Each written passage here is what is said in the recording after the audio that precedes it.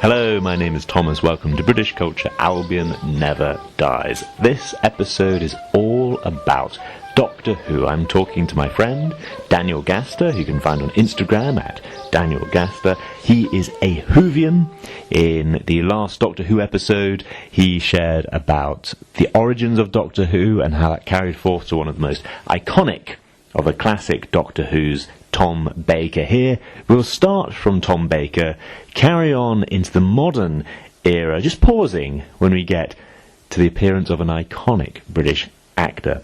Before that, I'd just like to say I have been contacted by an American friend because in the last episode I said several times I was surprised how little known Doctor Who was in the USA, and a friend of mine messaged me. Here he is. Good morning, good afternoon, good evening, whatever it may be. I'm Christopher Morales, that one Bond guy, for Thomas's podcast here, Albion Never Dies, talking about all things Doctor Who. Funny enough, I actually knew about Doctor Who and was a fan before Bond, back in the early 2000s. Growing up, my parents had the BBC channel on almost every day, so I was very familiar with shows like Father Brown and some of those other mystery shows, The Adventures of Agatha Christie, Hercule Poirot, all of that fun stuff, and one of those was Doctor Who. Funny enough, I actually remember getting so into it that I saved $500 by doing chores every single day for 2 years to get the 10th Doctor's trench coat. It was one of those things that I just really wanted to add to my own tutorial collection, and to this day I regret selling it, but it was a huge part of my life for sure. Thank you very much to Christopher Morales, who you can find on Instagram at that one Bond guy. We will talk about that trench coat later on, but first let's go into the interview with Daniel Gaster, starting with the most important question I asked last time. Does the Doctor kill?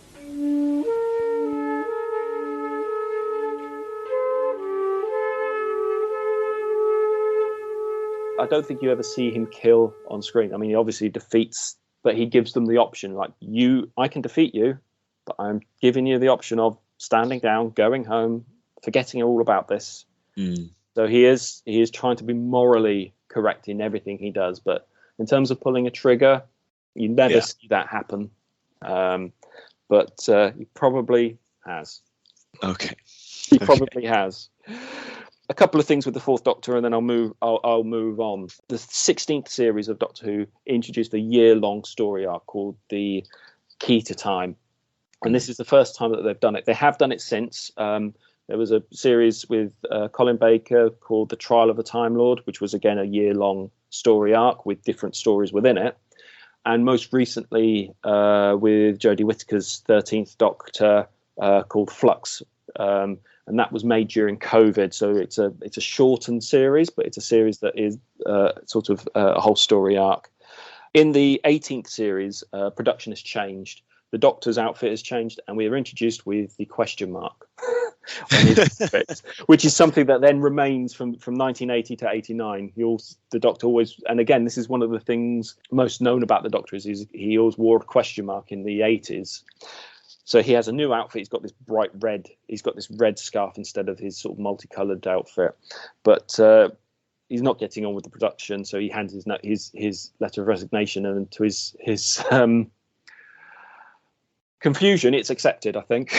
Yeah. I think it's one of those things where he's like, I'll quit. And you go, okay then. Yeah. He seemed quite surprised.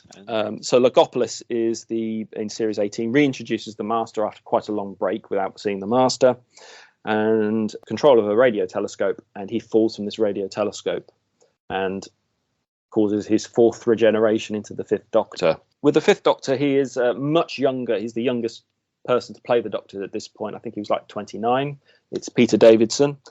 Davison, not with a D, Davison. One of the notable episodes in his first series is Earthshock. Again, this is a reintroduction of the Cybermen. Haven't seen them for quite a long time. They were only seen once within Tom Baker's era, so they've not seen for about 6 or 7 years at this point. His companion Adric at the end of the episode is killed, and it's the first real time that you see a long-standing companion within Doctor Who that actually dies as a result of his journeys with the Doctor.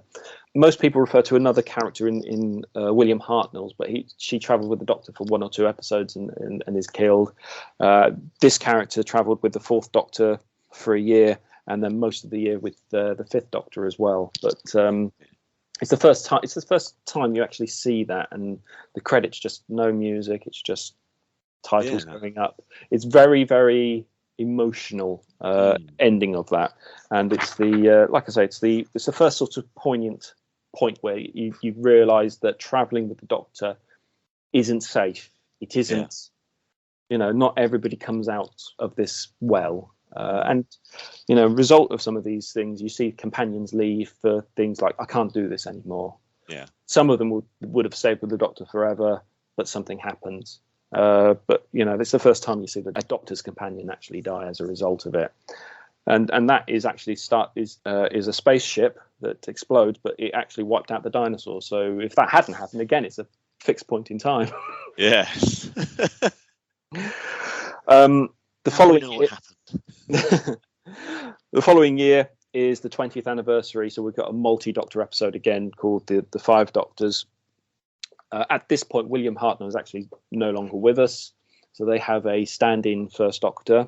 The 4th Doctor, Tom Baker, is still not quite happy with the production team, I think. So he is in the episode through an episode called Sharda, which was started, but then there was a strike, so they never finished that episode. So they're using clips from that episode, that story, into this, in terms of they tried to pull the 4th Doctor out of history, but they couldn't do it because something happened. Series 21, The Caves of Androzani. This is also a fan favourite episode in terms of the storytelling. So it's probably got second place after Genesis. And this is the 5th Doctor's last episode. And this is where he is poisoned by a toxic chemical that's on the planet. And he's been able to give the antidote to his companion, but there wasn't any for him. This is also the first point in time where he says regeneration might not happen. He might actually just die.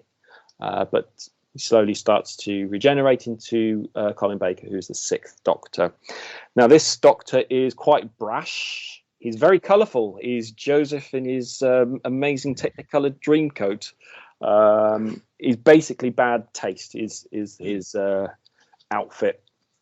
Now, the 6th Doctor is not very popular in terms of the story writing at this point in time. Has declined. It's not very good. You can see some of that when you watch the episodes back, and it's not the fault of the actor. It's just what happened. So after the 22nd series, it was sort of put on hold for a little bit, and then they had this year-long story arc called The Trial of the Time Lord. And they thought, well, we're on trial, we'll put the Doctor on trial. And this is kind of the same trial that the 2nd Doctor went through that caused his regeneration into the 3rd. They're putting him back on trial for being involved. But at the end of this series, they've decided, we're going to have to change Doctor, change direction and everything. So this is the first time that a Doctor isn't present for the regeneration. So the start of Series 23, The Time and the Rani, you see the back of the Doctor. The TARDIS is attacked, it lands, and you see the Doctor on the floor. He's injured somehow. They turn him over, his face is already sort of blurry, and then Sylvester McCoy comes out of it, and it's essentially Sylvester McCoy in a wig. Turn him over, and then start regenerating, pull the wig off, and then end regeneration. So it's the only time that a Doctor wasn't present for the regeneration, and that's because they essentially fired him, and he didn't want to come back. I've been fired. I'm not going to come back and do that. Yeah. Getting towards the end of this, so the series carries on for another few years, but Series 26 is the final series. That's 1989, and that is the last show. Survival was the last episode, last story that went out. My sort of history with Doctor Who in terms of when I remember it when I was a child is actually this last series. The first story of it was called Battlefield, and it reintroduced the Brigadier. It introduced Bessie, which was the 3rd Doctor's yellow car. I have memories of that, like my childhood memories of that. So I must have been about 4 or 5 at the time, but that's sort of my earliest memory of those. And then growing up, they put repeats on BBC Two during the 90s. So that's sort of my entry was actually the third and fourth Doctor from that perspective, because I saw all these episodes on repeat. So so then no Doctor Who after that, so from 1989. 7 years go by, and there's a rekindling for Doctor Who, and this is where they have the TV movie, which was a one-off TV movie, which was about 90 minutes. Yeah, that's Paul McGann, right? Yeah, that's it. Paul McGann is introduced as the 8th Doctor. So you've got half an hour with Sylvester McCoy, the 7th Doctor. He dies because he was shot as he leaves the TARDIS. And although he's recovering, his body is sort of doing the things that he needs to do to recover. He's seen as having like a heart arrhythmia, heart attack or something like that. So they do surgery to try to take the bullets out. And unfortunately, complications happen because they shove a thing in his second heart. So he dies on the table. The anesthesia stops, so he doesn't actually regenerate at this point. It's not for several hours until he's in the morgue in one of those freezer cabinets that he regenerates into Paul McGann with a probe still in him and everything else. Unfortunately, so this was supposed to be like a joint venture with BBC and I think Fox in the States. It was recorded in Canada, but that was it. It was one night only, and that was it. But poignant moment within that was the Doctor kisses his companion, which he's never done previously, but also opens the gates for the new series when it returns in 2005. So again, another poignant thing that happened. Brand new TARDIS interior. So if you again, one of the staples of the TARDIS was there's a big white room with circles on the walls, which although the rooms changed over the years and everything, that sort of motif continued throughout. This is a big sort of Gothic cathedral type TARDIS on the inside. So really, beautiful set and everything like that. But again, one use only, and you never saw that again. I think the in-universe explanation, right, is that he just moves rooms within the TARDIS because it's so huge. Is that right? Or the TARDIS is almost infinite in terms of the size, but yes, the architectural reconfiguration, so he can reconfigure rooms. Mm-hmm. In the new series, you see the TARDIS is badly damaged and essentially regenerates itself. So which is where you get the new sort of TARDIS interiors every few years, or the Doctor has basically gone to work in a period of time where he's been off the TV, and he's going, okay, I've done some work, and here's the new interior. Yeah. Just to go back, it's interesting you talk about him kissing the companion, right? So originally the relationships are more like grandfather and granddaughter, or like a school teacher. It's very different. Yeah. So the concept of the Doctor, the first Doctor, is his grandfather figure. He was only in his 50s at this time, but he's made up to look a lot older.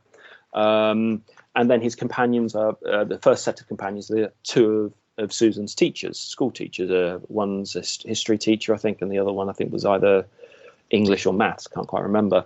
But then Susan left at the beginning of the second series, and then you're introduced to new companions that are younger. But again, it's this sort of fatherly, grandfatherly figure in terms of trying to educate the people around him. But yeah, the companions are seen as people he travels with to educate them, to basically they are our entry point into understanding what the Doctor is. Because if the Doctor was all alone, he wouldn't say anything to anybody in terms of, I'm going to do this, or this is the poignant point of history, or this is this alien race that I encountered years and years ago. So yeah, the concept of that relationship was always that of like you say, like a fatherly figure to these companions, or at least sort of a friend to these companions. But that sort of changed with the beginning of the new series when it came back in 2005, headed by Russell T Davies. So this is a reintroduction to the Doctor to a new audience. It's been 16 years since the last series, excluding the TV movie. So the Doctor is reintroduced. He's played by Christopher Eccleston. This is the 9th Doctor. So we haven't got regeneration from the 8th to the 9th at this point. He is very much just, we start off with the companion not knowing anything, and the Doctor is sort of thrown into her world, and it's very much her trying to work out what is going on. Yeah, that episode is called Rose, right? Because it's so focused on her. It's so focused on her, and it works really well because that is kind of what every companion is to the audience member. That is how you understand the story, what is going on, etc. So the Doctor just turns up going, hello, how are you? I'm going to blow up this building. You better go off and don't tell anybody, otherwise you'll get them killed. And then he turns up again later on. So that is the reintroduction of the Doctor. Little is known of him at this point. They've still got the TARDIS. So the key things that they wanted to keep was obviously the blue box, the sound that the TARDIS makes when it dematerializes, rematerializes, and obviously the concept of it's bigger on the inside, as well as the theme tune. Created by a woman, right? No. No.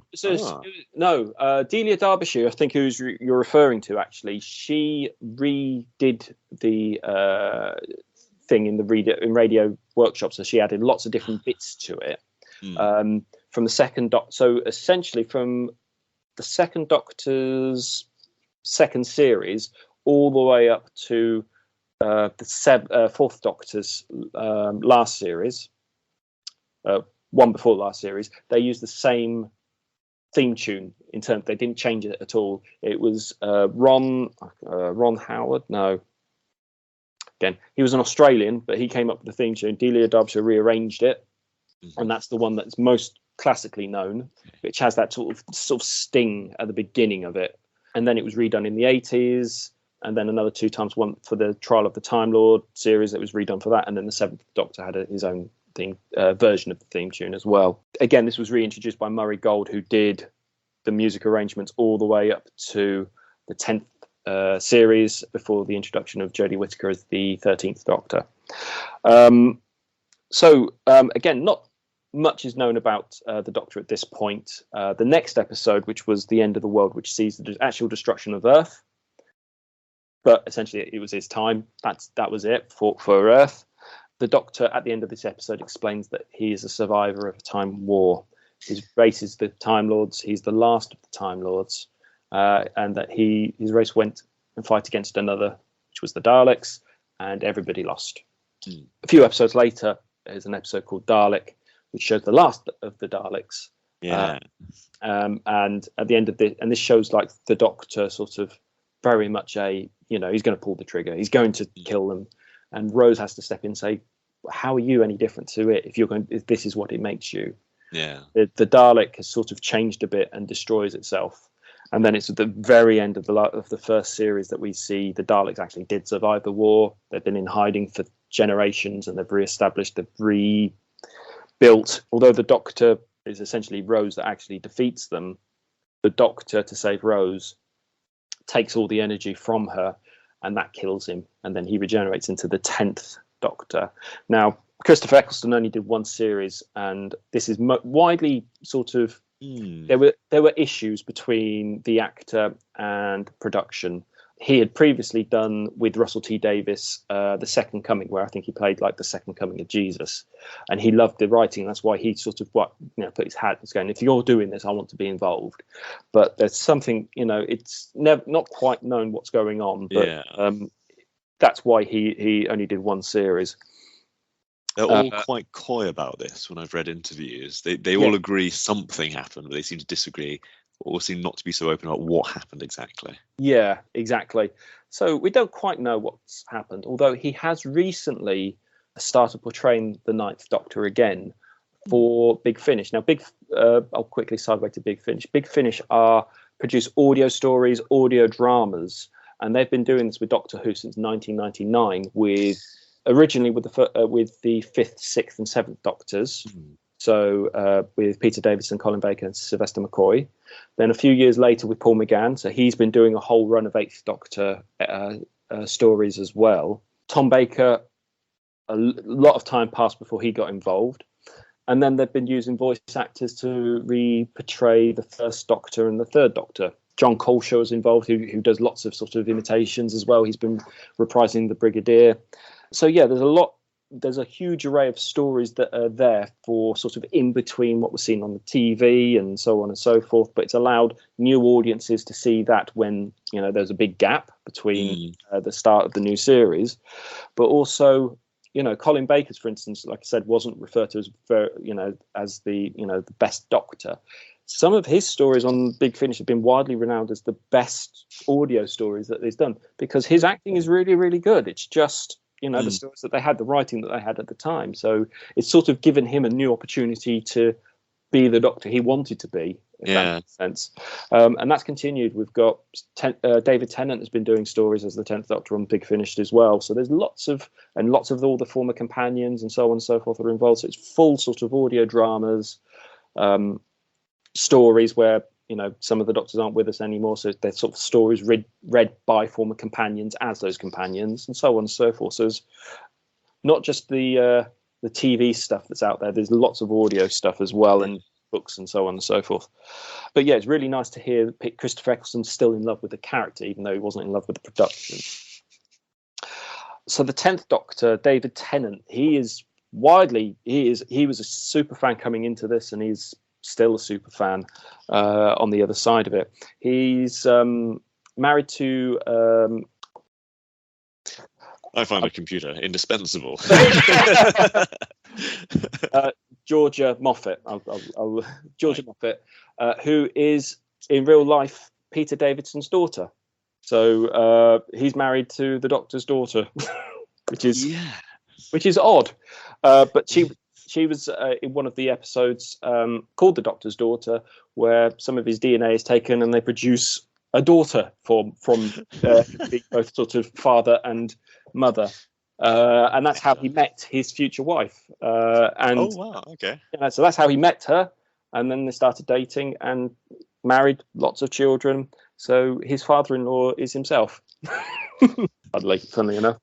But yeah, David Tennant, he is probably my favourite Doctor from the new era. He wears a suit, which, I love a suit, but with trainers and a very, very long coat. And I love that coat. That look is quite good, although I think Matt Spacer wouldn't approve of the trainers. But he's very energetic, sort of. Yes. He's recovered a little bit. Rose has helped him to recover a little bit from the traumas of the Time War. He's kind of a romantic Doctor, isn't he? It's a new take. He gets a lot of kissing in this. So some of the things that the 10th Doctor. So he meets William Shakespeare. He meets Queen Victoria, who knights him. He meets other characters in history. Agatha Christie is a big one as well. They reintroduced the Cybermen within David Tennant and the Master as well. So the Master sort of fled the Time War to the end of the universe and made himself human. And then when he's discovered as such, his consciousness is discovered, he becomes the Master again, becomes the Time Lord, and regenerates into a new, younger version of himself. So it's the first time on screen you see the Master regenerate. Okay. The final series, we see a partial regeneration. So going back to when David Tennant's first episode, when he's still regenerating, he loses his hand. It gets chopped off. Right. One of the other characters finds that hand and uses it as a Doctor detector, and then it ends up stuck in the TARDIS. So when the Doctor is shot by a Dalek and he's starting to regenerate, he sort of uses it to the regeneration energy. So he heals himself, but doesn't change his appearance. But it's a regeneration, and that is poignant later on. End of the fourth series, the fifth series, he said that he's not going to do the fifth series, but he does a series of specials for the next year, which leads up to the Doctor's regeneration in a Christmas special. And that starts the trend of Christmas specials being sort of regeneration, sort of handover points. So Bernard Cribbins, who plays one of his companions' grandfathers, becomes the companion in this episode because he's wiped the memory of his companion to save her. He's locked in a cabinet which is about to be flooded with radiation. So he saves him after thinking that he just saved everything. He survived despite prophecies and everything like that. And then he's like, "Oh, can you let me out?" And there's no way of letting him out without dying. So he sacrifices himself and he regenerates into the youngest actor to ever play the Doctor, which was Matt Smith in 2010. He was 27 at the time when he became the Doctor, and he became the 11th Doctor.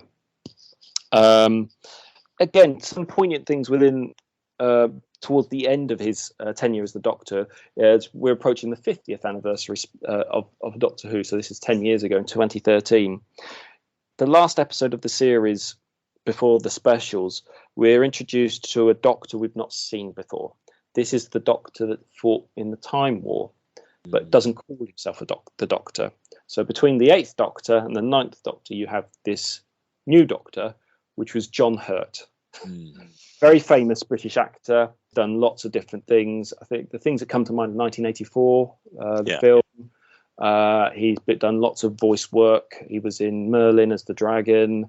Indiana Jones and the Kingdom of the Crystal Skull. He was in that, yeah. So he's very famous British actor, and he played.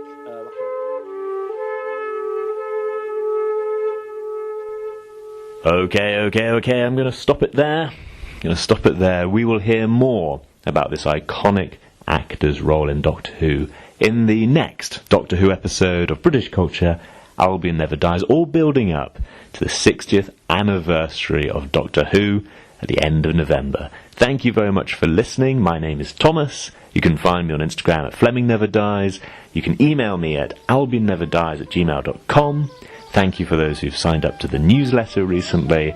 And, of course, you can follow Daniel Gaster on Instagram at Daniel Gaster. Thank you very much for listening.